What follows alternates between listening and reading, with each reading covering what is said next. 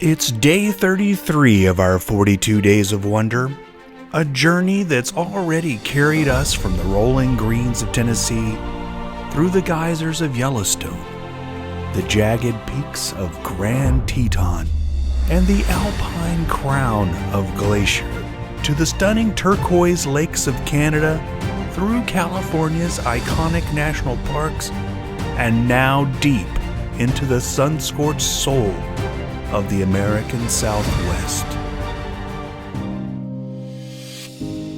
After the Hummer's much-needed radiator replacement at Nellis Air Force Base, we pointed our rigs east, leaving Las Vegas shimmering behind us like a mirage we were done chasing. Ahead, Page, Arizona, a place where water carved the story and time never turned the page. We dropped camp at Glen Canyon National Recreation Area, surrounded by endless desert and the kind of quiet that settles into your bones. No city noise, no distractions, just wind, heat, and excitement for what this new terrain has to offer. From camp, we made our way to Horseshoe Bend, and nothing quite prepares you for that first step to the edge. The earth just falls away. Carved over millions of years by the Colorado River, the canyon wraps into a perfect, impossible curve. Like the planet itself paused mid-motion and decided to sculpt something unforgettable. The sandstone glows in layers of amber, rust, and gold, each band a chapter written long before we ever arrived.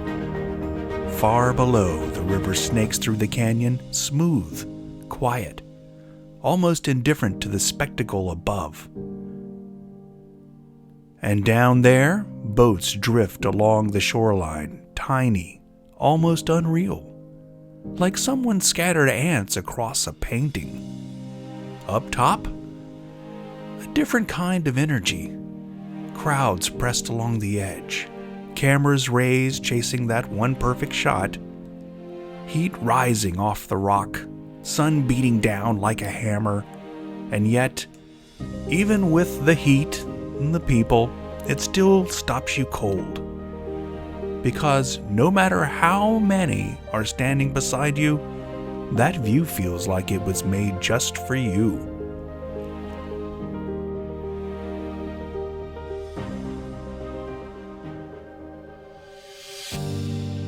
Back near camp, the drought had left its mark.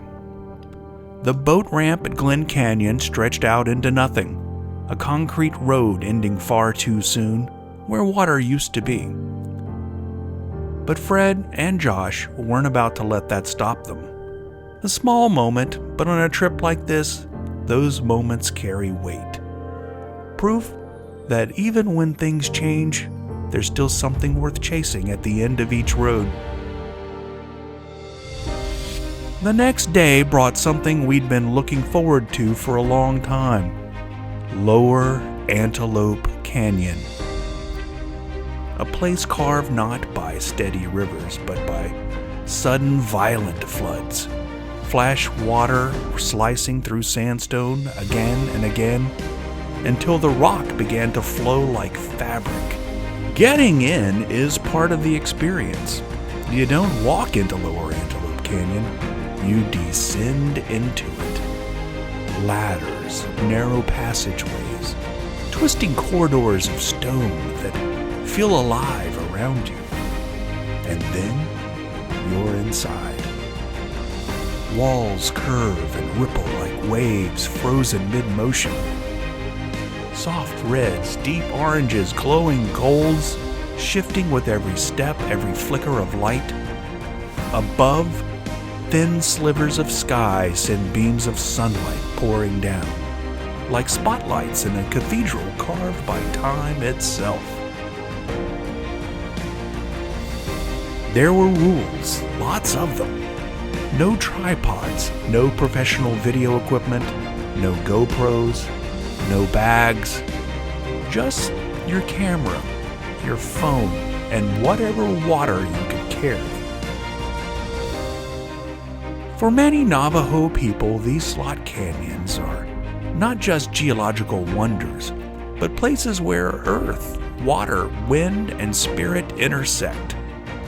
The swirling sandstone isn't just pretty. It tells a story of time, balance, and respect for the land. At first, we dreaded being rushed through like this was another checkbox experience. But that's not what we found. Our guide, patient, thoughtful, gave us ample time. Time to look, time to feel it. Time to understand how the Navajo consider this a sacred landscape. Time to capture something more than just a photo. This isn't just about getting the shot. It's about understanding where you're standing. For us, this wasn't just a stop. It was a moment we'd been chasing for years, and somehow it exceeded every bit of the hype. From Page, we turned north toward a place that had been calling us back for years. Valley of the Gods. Jennifer and I were here 7 years ago, and the moment we rolled in, we remembered exactly why we came back. No gates, no crowds, no gaggle of tourists, no signs screaming for attention. Just one small marker on the side of the road, easy to miss, inviting you into something extraordinary. A 17-mile gravel loop winds through towering sandstone formations, buttes and spires rising from the desert floor like ancient monuments. These rocks, over 250 million years old, stand in quiet defiance of time.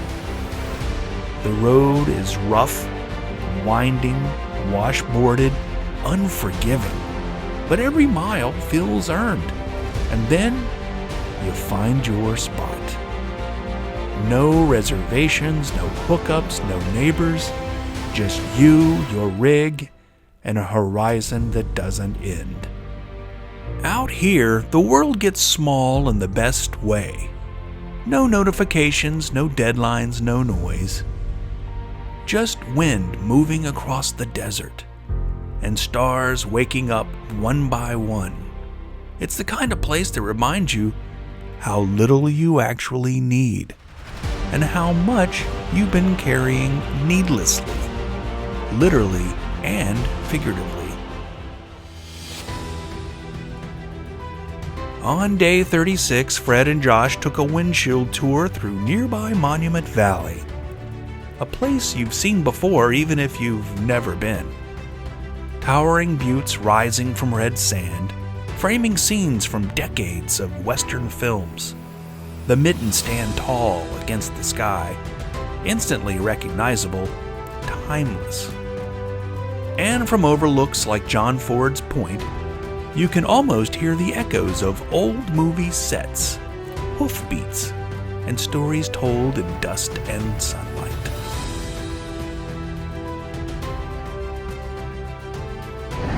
I guess we're pretty tired. We're gonna go home now.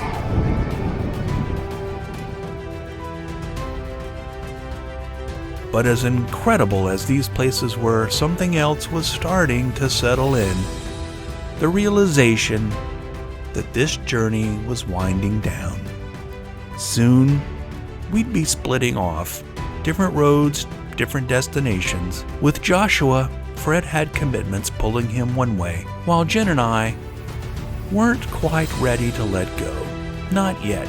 Hey, this is Josh. I was on the trip across the U.S. from Banff until the end, and it was a really great experience, and it was such a blessing because I feel like as a student and someone living in a town, it's really nice to take a break from that life and to instead like live in nature and, you know, explore new places after like staying in the same place for so long. And it was just really nice because we got to see so many new places, and we went from, you know, crazy high mountains and the winter kind of environment with snow into the desert.